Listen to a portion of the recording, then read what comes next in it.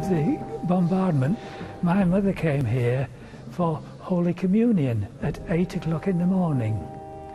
And during the communion service, the bombardment started and the church was one of the first to be hit.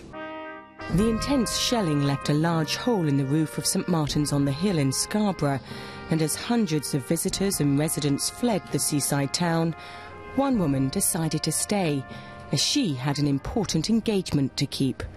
My parents were to be married in the church later on, and after the bombardment she went round and picked up a piece of shrapnel, which we still have, then had a discussion with the vicar, and they decided that the wedding would go ahead.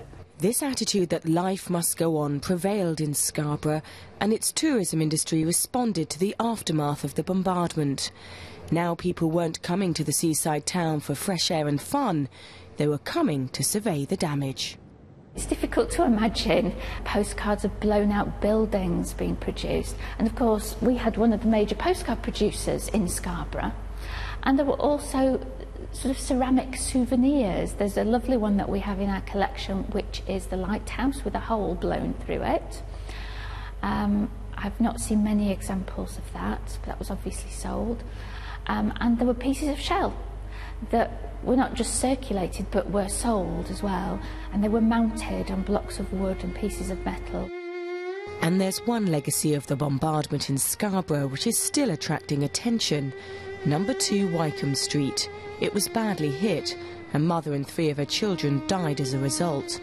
This house may have a macabre history, but people are still interested in its past. I've had quite a few people on a regular basis. Every year we seem to get somebody knocks and inquires, did I know anything about the house, and is it still, did I understand the pictures? And a lot of them actually even bring books and pictures with them and want to show me what has actually gone on. It took years for the town to recover from the bombardment. Compensation for the damage was slow in coming, so residents had to rally round and do the best they could with the little money they had.